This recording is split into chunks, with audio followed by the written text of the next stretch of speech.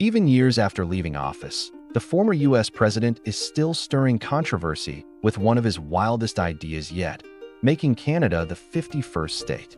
From trade deals to natural resources, Trump has a long history of provocative statements about our northern neighbor, often mixing business interests with political theater. But why would a former president even suggest such a thing? And more importantly, could it ever actually happen? On the surface, the idea seems like a shocking headline grab, a fantasy of U.S. dominance, a way to assert trade leverage, and a perfect storm for viral media coverage. Yet the reality is far more complicated. Legally, politically, and culturally, annexing Canada is nearly impossible. This isn't just a hypothetical. It's a window into how modern politics uses bold, outrageous claims to capture attention and shape public discourse. In this video, we're diving deep into Trump's Canada obsession, the history behind his statements, why some Americans find the idea appealing, Canada's immediate rejection, and the mountain of legal, economic, and geopolitical barriers that make a 51st state impossible. By the end, you'll see why this is less about policy and more about spectacle, and why, despite the headlines, Canada will remain firmly independent. Trump's history with Canada. Donald Trump's relationship with Canada has always been a mix of business interest and political theater. Before his presidency, Trump explored real estate ventures in major Canadian cities, eyeing potential luxury hotel and golf developments. Many of these projects never materialized, but they laid the groundwork for his ongoing commentary about Canada's economic potential. During his time in office, Trump's trade rhetoric frequently targeted Canada, especially during NAFTA renegotiations that led to the United States, Mexico-Canada Agreement, USMCA. He threatened tariffs on Canadian steel, aluminum, and other exports, often using Canada as leverage to secure favorable terms for American businesses. Trump's style thrives on exaggeration. Public statements often mix fact with hyperbole. Canada is taking advantage of the U.S., or its resources could make America richer. These comments serve a dual purpose. They energize his political base while dominating media coverage. By framing Canada as both a neighbor and a competitor, Trump ensures headlines, viral clips, and ongoing debate. Whether discussing Canadian lumber, oil, or trade practices, his narrative consistently portrays Canada as strategically valuable but ripe for U.S. influence. Why some Americans find the idea appealing.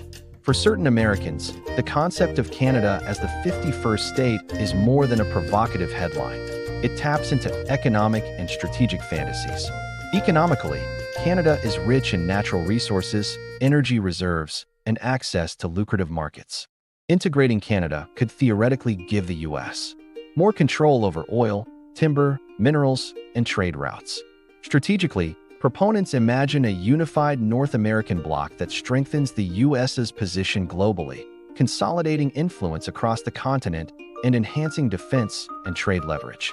Beyond economics, the idea resonates on a nationalist level. Expansionist rhetoric has historical appeal in U.S. political culture, and voters drawn to Trump's bold style often support the concept symbolically, even if it's unrealistic. Trump's approach amplifies this effect. By making extreme statements, he dominates attention, energizes supporters, and positions himself as someone willing to challenge conventional thinking. The appeal isn't necessarily practical. It's emotional and symbolic, tapping into fantasies of power, influence, and American exceptionalism. Canada's response and political reality. Canada's reaction to Trump's 51st state idea has been swift and unanimous. Federal leaders, including Prime Minister Justin Trudeau, immediately dismissed it as absurd, while provincial premiers echoed the sentiment, emphasizing sovereignty and democratic choice. Public opinion mirrors these statements. Polls consistently show Canadians overwhelmingly oppose any notion of joining the U.S., citing cultural, historical, and political reasons. The political reality is clear. Canada's federal system is built on provincial consent, democratic processes, and legal safeguards that make annexation impossible. Canadians value their healthcare system, social policies, and political independence, all of which would conflict with U.S. governance structures. Cultural identity also plays a role. Canada prides itself on bilingualism, multiculturalism, and a history of measured diplomacy that contrasts sharply with the hyper-nationalist vision implied by Trump's statements. This combination of legal, cultural, and political factors creates a barrier that no amount of rhetorical flourish can overcome. Legal and constitutional impossibilities. Even if political will existed, which it clearly does not, the legal hurdles for Canada becoming a U.S. state are insurmountable. The U.S. Constitution requires that Congress approve any new state, and that the territory in question consents to the change.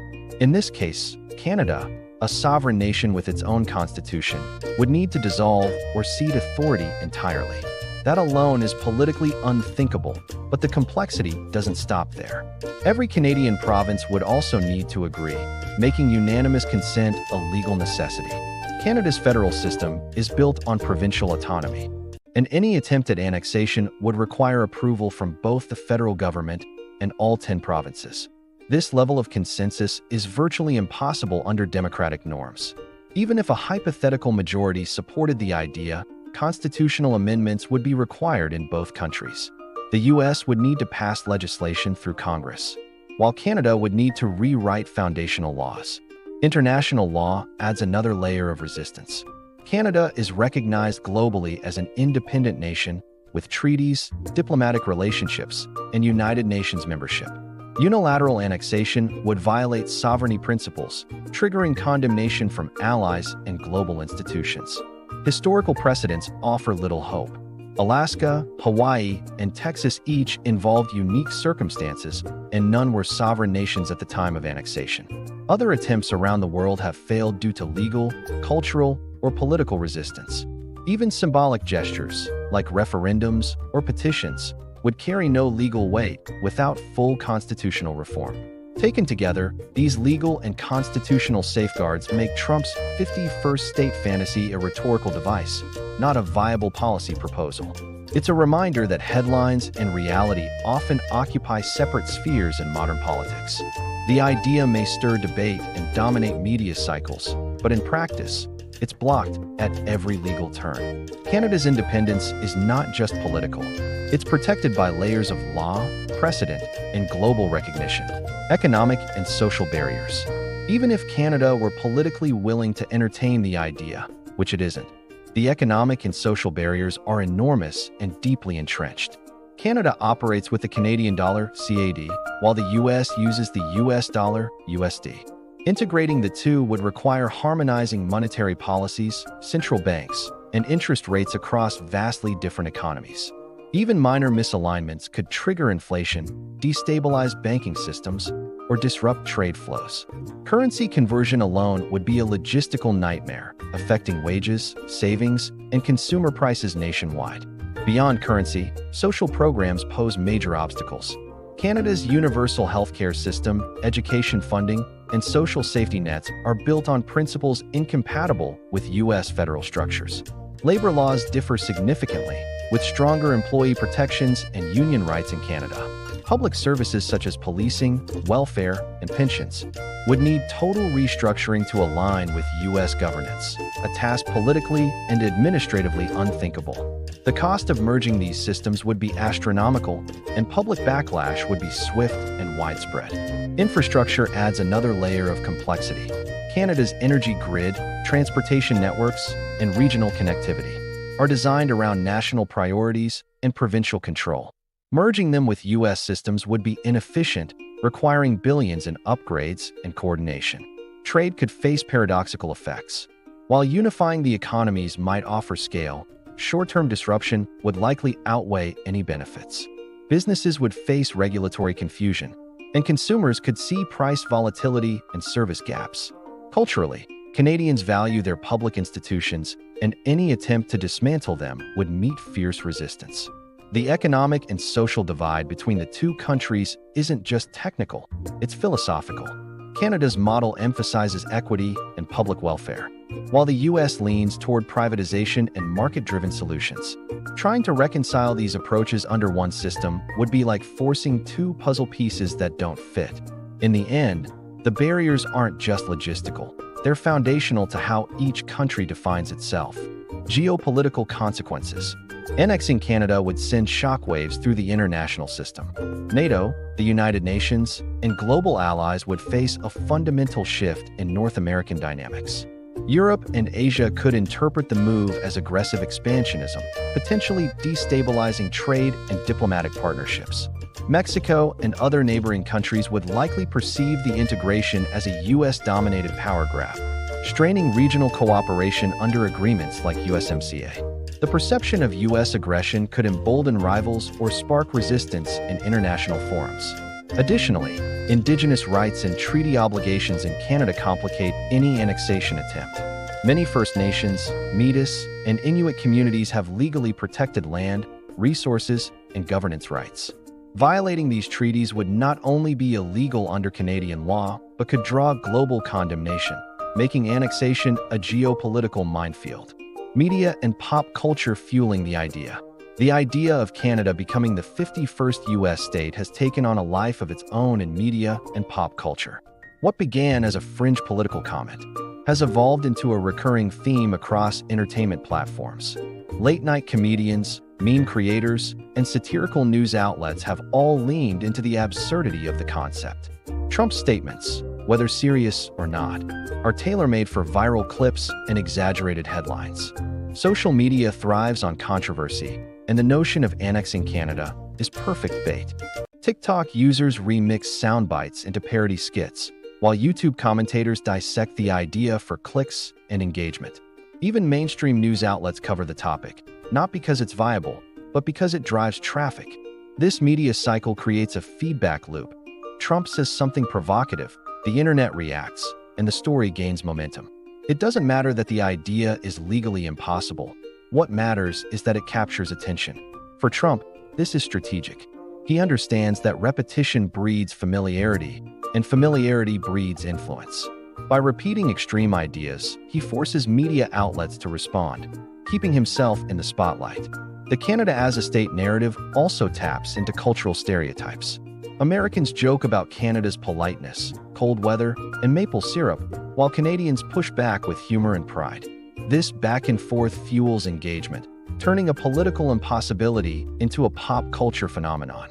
Ultimately, the idea persists not because it's realistic, but because it's entertaining.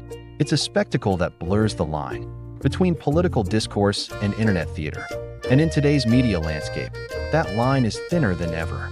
Why it will never happen. Summary. Despite the headlines and social media buzz, Canada becoming the 51st U.S. state is not going to happen. The barriers are too high, too numerous, and too deeply rooted. Politically, Canada has zero interest in joining the United States. Leaders across all parties have dismissed the idea outright, and public opinion remains overwhelmingly opposed. Legally, the process would require constitutional changes in both countries. A near-impossible feat. Canada would need to dissolve its federal government, and all 10 provinces would have to agree. The U.S. Congress would also need to approve. And international law would come into play. Economically, merging two distinct systems would create chaos in trade, currency, and regulation. Canada's social programs, labor laws, and public services are fundamentally different from those in the U.S. Trying to align them would be costly, disruptive, and unpopular.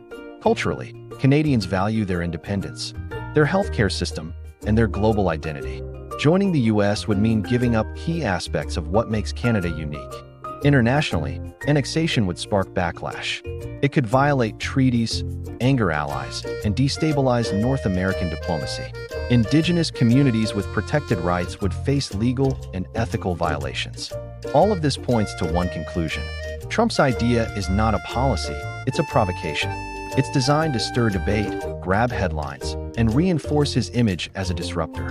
But in reality, Canada will remain sovereign, and the 51st state will remain a fantasy. What this says about modern politics. Trump's Canada comments aren't just about policy, they're a masterclass in political spectacle. In today's media-driven landscape, outrage often outperforms substance. A single provocative statement can dominate headlines, trend across platforms, and shape public discourse for days. Whether the idea is feasible doesn't matter. What matters is how loudly it echoes. Trump understands this better than most. By suggesting Canada become the 51st state, He taps into a formula that rewards controversy. It's not about legislation, it's about attention. The more extreme the claim, the more likely it is to be shared, debated, and remembered. This reflects a broader shift in political strategy. Modern politics increasingly relies on symbolic gestures rather than detailed policy plans. Voters respond to identity, emotion, and spectacle, not just platforms and governance. Trump's rhetoric plays into this perfectly. He positions himself as a disruptor, someone who challenges norms and provokes reactions. Supporters see boldness, critics see chaos, but both keep talking. The Canada idea also reveals how media ecosystems function. Algorithms reward engagement, so the most outrageous ideas rise to the top. News outlets, influencers, and commentators amplify the spectacle, often unintentionally. This creates a feedback loop. Trump speaks, media reacts, public attention spikes. The result is a political environment where perception outweighs practicality. Ideas like annexing Canada aren't serious proposals. They're tools for shaping narrative. They blur the line between entertainment and governance, redefining what it means to lead in the digital age. And in that age, visibility is power. After examining every angle, legal, political, economic, and cultural, one truth stands out. Canada will never become the 51st U.S. state. The idea is provocative, yes, but it's built on spectacle, not substance. Canada's sovereignty is protected by law, reinforced by public opinion, and rooted in national identity. The U.S. Constitution offers no realistic path for annexing a sovereign nation like Canada.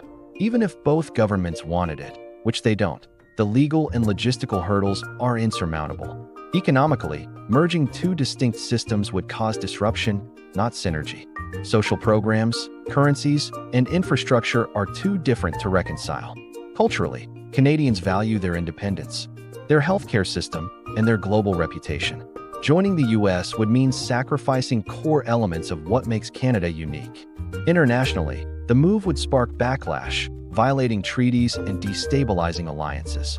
Indigenous communities would face legal violations, and global institutions would condemn the act.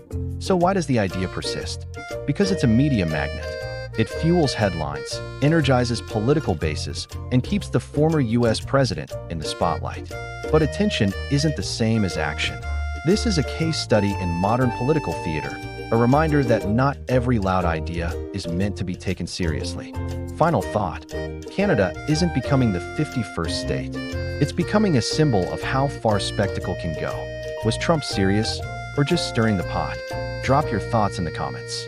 Hit like if this breakdown gave you clarity, and subscribe for more deep dives into the wild world of global politics.